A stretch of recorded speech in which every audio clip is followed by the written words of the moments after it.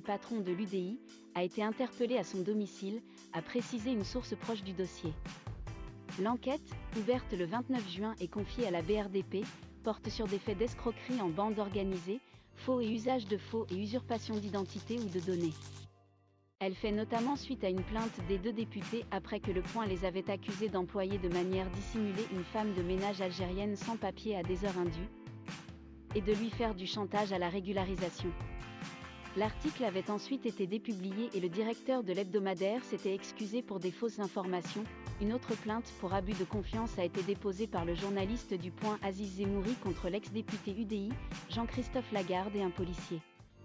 Aziz Zemouri affirme que ce policier, qui serait détaché auprès de la mairie de Drancy, dont la mère est l'épouse de Jean-Christophe Lagarde, l'avait contacté fin mai pour le mettre en contact avec une femme prétendant être une aide ménagère, non déclarée et sans papier, du couple de députés. Cette plainte a été jointe à l'enquête pour escroquerie. Cette affaire dépasse la diffamation ou l'injure, selon Garrido, réagissant au micro de BFM TV, Raquel Garrido s'est dite satisfaite que l'enquête avance. Cette affaire dépasse de très loin la diffamation ou l'injure. Il s'agit d'une atteinte au droit pénal qui pourrait se terminer avec des peines de prison, a estimé la députée. Selon elle, l'affaire a été montée pour l'empêcher de gagner l'élection législative face à Jean-Christophe Lagarde dans la 5e circonscription de Seine-Saint-Denis. Je pense que s'il y avait Anguille Sous-Roche, c'est que ça doit être tout le monde, j'entends les gens parler, il y a ce qu'il mérite en tout cas. Voilà. Et de son côté, la mairie de Drancy n'a pas souhaité répondre à nos sollicitations. Mairie de Drancy, à la tête de laquelle se trouve désormais Aude Lagarde, la femme de Jean-Christophe Lagarde, réélue en 2020. Jean-Christophe Lagarde qui n'en a d'ailleurs pas fini avec les ennuis judiciaires, puisque le 15 octobre prochain est prévue une audience dans laquelle il est poursuivi pour emploi fictif, cette fois-ci en tant que député, où il est accusé d'avoir employé sa belle-mère en tant qu'attaché parlementaire.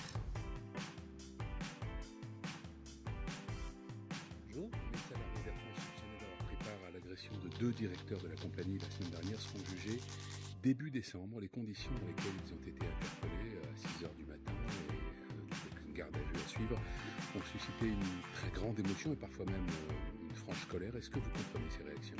Franche colère de qui?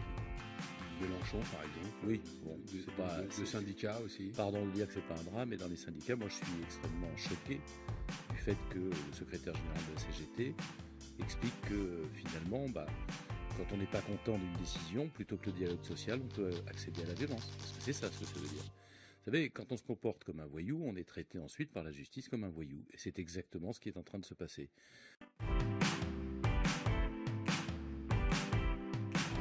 Choc, le maire et les barbares qui fait grand bruit ces derniers jours. Nous recevons son auteur, Ève Cheftel, journaliste à l'AFP. Elle était au bureau de Bobigny de 2014 à 2018. Il s'agit de votre enquête de terrain publiée chez Albin Michel. Bonjour. Bonjour. Bienvenue parmi nous. Ce livre a eu l'effet d'une bombe depuis que l'hebdomadaire Le Point lui a consacré sa une. Je lis la une du Point. Communautarisme, pacte avec des voyous ou des islamistes, ces élus qui ont vendu leur âme, avec comme incarnation de ce clientélisme Jean-Christophe Lagarde, député de Seine-Saint-Denis, président de l'UDI, qui est au cœur de votre livre. Alors cette semaine, Jean-Christophe Lagarde répondait dans Le Point, le numéro suivant, il vous appelle son accusatrice, il s'interroge, qui a donc voulu me réduire en silence par ce coup monté à 1 mois des municipales? On va l'écouter et puis vous lui répondrez juste après. Quand vous faites une enquête, vous posez des questions à des gens, puis vous posez des questions aux autres.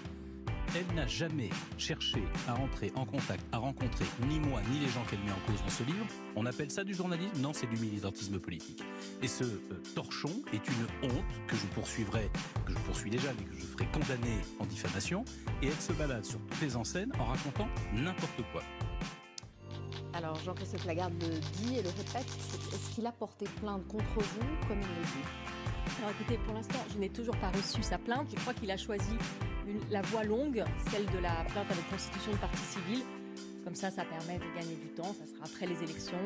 Parce que la citation, il aurait pu me la faire délivrer à défaut de connaître mon adresse, heureusement, il ne la connaît pas, mais à l'AFP où je travaille tous les jours. Il a bien réussi son entrée en fonction, à la fois parce qu'il incarne correctement la fonction présidentielle, et pour tout vous dire, on a eu tellement honte pendant 5 ans de François Hollande. Ah, carrément.